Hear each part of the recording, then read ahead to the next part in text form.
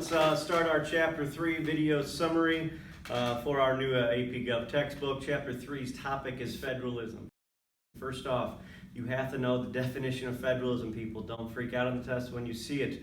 Federalism is a system of government in which there's a balance between shared powers between the state governments and the national government. Right? So a lot of the topics they're focusing upon always kind of deal with that relationship and how it works out in America today and in the past. So the chapter begins by giving a little individual story of the conflicts between the states and the federal government. So there's a story about a couple individuals in California that were growing medical marijuana for their own use. It was legal in California under a California law called the Compassionate Use Act in the 1990s. However, that same law contradicted the United States Controlled Substance Act of 1970. So these individuals were arrested, and what it creates is this tension between the federal government's power to regulate commerce and the state's reserve powers, which we'll get into a lot more during Chapter 3 as we go through the summary. So simply stated, when we first start looking at what federalism is, we have to compare other options in regards to how do you distribute power in a government if you create a system anywhere around the world. And there are three main ways powers have been distributed historically. 90+% of countries in the world distribute power through what's known as a unitary system. In other words, all the power is in a single unit or at the central government, federal government level, and they pass those regulations, the laws, down to local governments, but the power's concentrated at the national level. Other people have created systems that generally fail, all right, that are Confederate systems. Americans tried it twice. The Confederate system is when the state governments have the larger percentage of the power relative to the national government. And so really the federal system that James Madison and the Founding Fathers created is a combination of the two, where in theory, again, power is shared between the national and the state governments. And so this chapter is an analysis of how we found a way to balance those two different powers. And so to begin then, we have to understand what different types of powers exist in the United States of America and our federal system. So we first understand that within the Constitution, Article 1, Section 8, you will find what are referred to as enumerated or expressed powers. These are things that are specifically listed that Congress has the power to do. For example, they have the power to coin money, right, to make treaties, to declare war. Those things are specifically expressed / enumerated. Those things also, you could think of other powers that are referred to as exclusive, or also known as delegated powers, as we talked about in class. Exclusive or delegated powers are powers that are listed, but they're exclusive or delegated specifically. Only the national government has those powers. Again, go back to the examples from earlier. Only the national government can declare war. Only they can make treaties. Those are exclusive to the federal government. Another type of powers that we should understand, we've talked about before in Chapter 2, it comes back again from the Necessary and Proper Clause. The federal government gets what's known as implied powers, where they can do whatever they deem necessary and proper as long as they can connect it probably back to one of those expressed enumerated powers that I mentioned earlier. Additional powers or clauses that we should think of that help build up the potential strength of the federal government are looking at Article 6 and the Supremacy Clause, which we talked about before. Remember, the Supremacy Clause places the Constitution and federal laws above the states. And the Commerce Clause really helps in the long term strengthen the power of the federal government, generally speaking, as they have the power to regulate interstate commerce, right, business between two or more states, international trade. Those things are under the control of Congress and the federal government. The state government's claim to constitutional power, or power that's legitimate under the Constitution, their claims comes from the addition of the 10th Amendment to the United States Constitution. The 10th Amendment states, all powers not specifically delegated to the federal government are reserved for the states.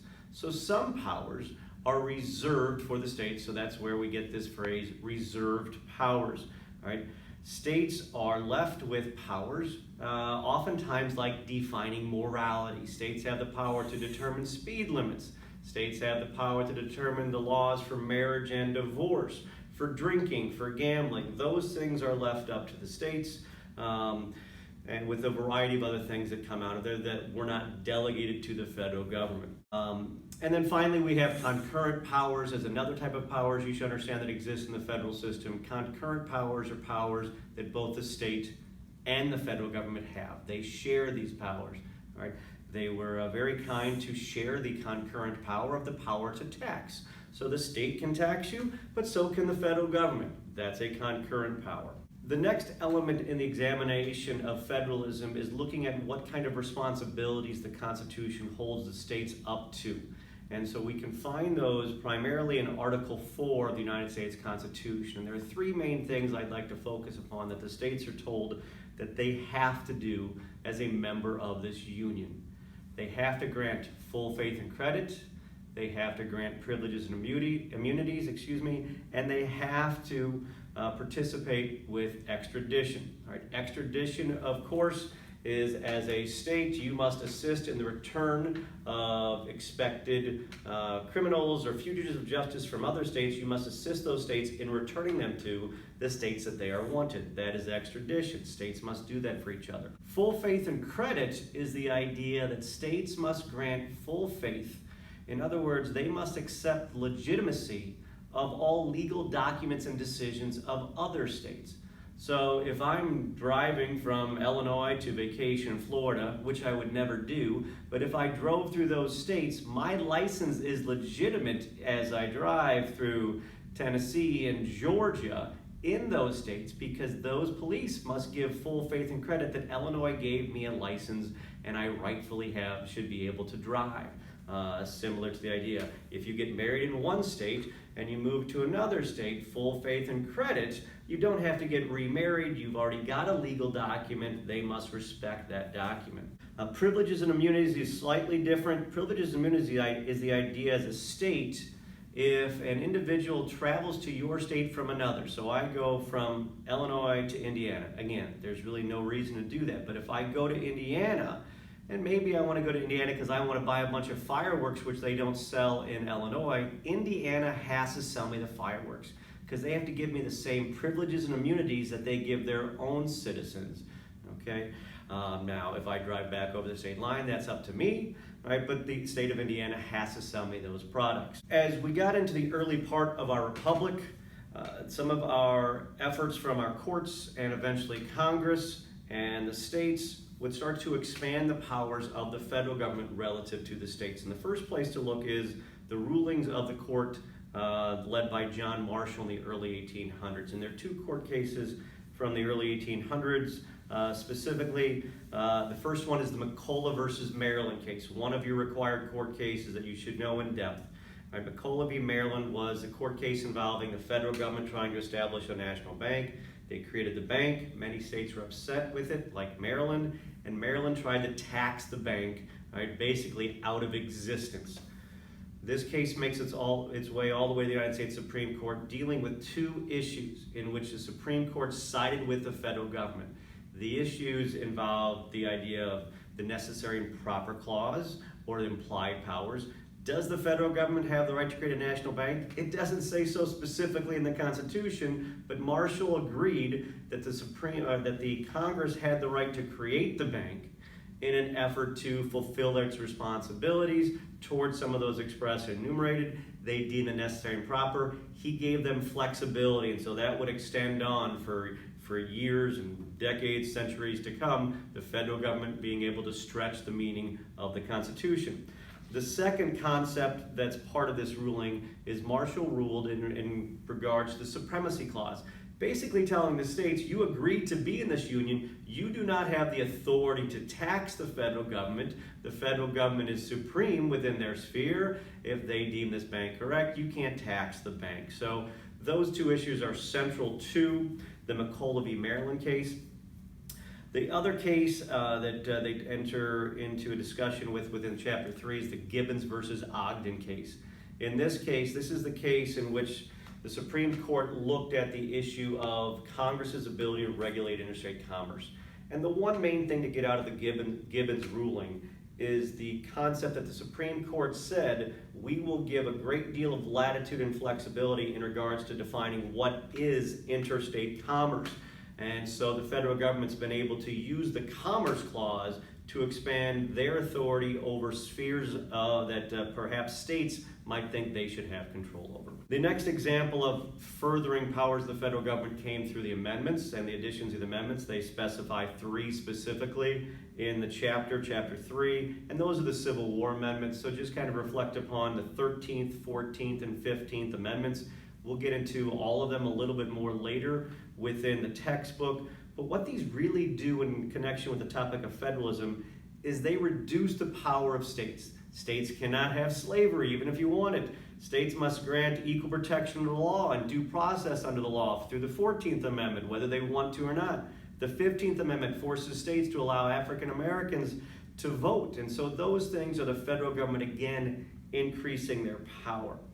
And so from that perspective of becoming more powerful, they start to introduce us to phrases that define types of federalism and how we can look at federalism. So there's a couple phrases you should understand the difference between, and that's looking at federalism and how it actually functions. And we've moved primarily from the beginning of our country from a type of federalism that the textbook refers to as dual federalism to a concept more consistent with what's known as cooperative federalism. Dual federalism, you should think of is synonymous with this idea of a layer cake. Dual federalism, the states have a clear layer of authority and you know what powers they have, and there's no mingling that with the federal government's layer of authority. There were clearly separate powers and separate layers, and maybe that's how the Founding Fathers thought it might work initially, right? But things started to change through court rulings like McColl and some of the other things I talked about. The other thing that helped them change was through more court rulings. The textbook introduces a concept we'll get into a lot more detail later called selective incorporation. And these are court rulings in which the Supreme Court forced the states to start to adhere to the Bill of Rights. And in part what that does is it helps us move towards cooperative federalism. And cooperative federalism refers to a system of federalism in which the powers of the federal and the state governments start to become blurred. They start to become mixed together, and sometimes they use the analogy of thinking of it like a marble cake, where the state powers and the federal powers are mixed together, and it's hard to separate and know who's in charge of what. And what comes from that is some cooperation between the states and feds. It also comes a lot of regulation from the federal governments and some intrusion into those authorities that sometimes states had thought were originally supposed to be theirs. Cooperative federalism started to speed up also with some of the efforts of FDR and the New Deal as the national government started to step in during the Great Depression to offer more assistance to the states and to the citizens within those states. And so we can just kind of think of it as dominoes starting to help the power of the national government and cooperative federalism become a more clear picture in regards to how federalism functions in the United States of America. The other thing that has helped the power of the federal government grow tremendously can be thought of when we think of the concept of fiscal federalism. Fiscal federalism is, from my perspective, is an analysis of the financial relationship between the states and the federal government. What's the relationship in regards to money? And in very simple terms, just understand this, the federal government's got way more money than the states. And so, like most relationships, if you've got the money, you have the power. The federal government has the power in this relationship. And we see that in their use of what's known as the grants and aid programs. Grants and aid is when the federal government gives money to local governments, state governments, universities, et cetera, right? There are 2 types of grants and aid. There are categorical grants and there are block grants. States would prefer to get block grants. Block grant is when the federal government gives money to states or local governments, other groups, and they give those individuals a level of flexibility in how that money is spent. There's not as much federal regulation with that money. There's still some restrictions, but there's much more flexibility with a block grant. A categorical grant, I just think of the phrase itself. You're given the money and you have to spend it on a specific category that the federal government has defined. If you don't, you're going to not have money given back to you in the future. You're going to potentially have that money, you'll have to return some of that money. So categorical grants require you to spend the money on something very specific.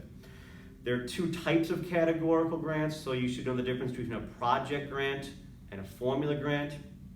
A formula grant is like when the federal government gives money to the states or hospitals within those states for providing Medicare benefits to people. So they've got some complicated mathematical formula that tells the value of the services. They plug in the numbers and the federal government cuts a check.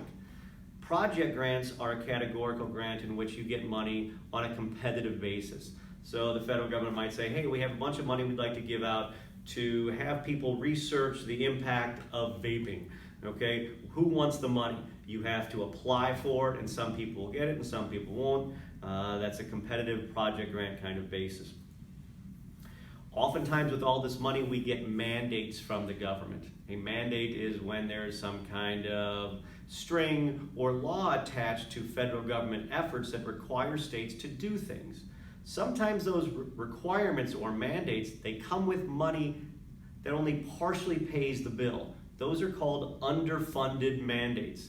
Right? Here, help kids, like No Child Left Behind, help kids become more successful in the classroom. It might cost you $1 for every kid. Here's 10 cents. That's an underfunded mandate, which is better than an unfunded mandate where they tell you, here, clean up the environment. You have to do it, but we're not going to give you any money to assist you in making it happen. Those kind of things start to increase the power of the federal government to the states and to other people at the local level because of the requirements and the legal requirements and the financial costs involved. And so we kind of have evolved into this process, generally speaking, where the federal government becomes more powerful. They did introduce you to a phrase in the chapter referred to as devolution. Devolution, D-E-V-O, is when we've gone away from this idea of letting the federal government becoming more powerful to devolving, all right, or going backwards where the states maybe are getting more power. We're trying to give power back to them. And we can do that through a couple things. One, we can increase the number of block grants we give out, or the percentage of block grants. And so you're giving money and the states have more flexibility on how they're going to spend it instead of having to follow all the rules from the federal government. Right? They've tried in the past under Ronald Reagan things like revenue sharing, where we just give the states these chunks of money and they can spend it however they want. Those kind of principles are principles known as devolution. They are supported by a couple court case rulings that the chapter talks about near the end that you should be aware of. One of the first ones is a case called PRINTZ versus United States.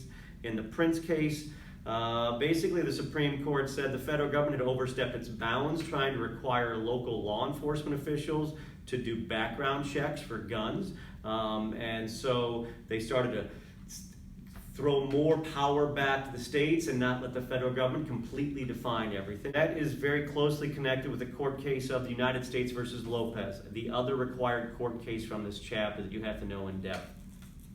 In simple terms, Lopez was a kid that in Texas, he brought a handgun to school. That violated both a Texas law and a federal law. They didn't charge him under the Texas law because they ended up charging them in the federal law, because the federal law created these gun-free zones, these safety zones around schools, which made it illegal for individuals to be in possession of a firearm near a school facility. The federal government justified the law on the basis of the Commerce Clause and their ability to regulate interstate commerce. Right? When the case made its way to the United States Supreme Court, the Supreme Court said, whoa, you've got to slow down here, Congress. If you're going to claim that these gun-free zones, you have the right to create them under the Commerce Clause, then really the Commerce Clause would give the federal government the authority to legislate any issue of commercial activity, and perhaps that is going way too far. There has to be limits, and so they struck down the federal government's power. So PRINTZ and the Lopez case are two examples of the federal government being told, back off, you've got to give the states back a little bit more power.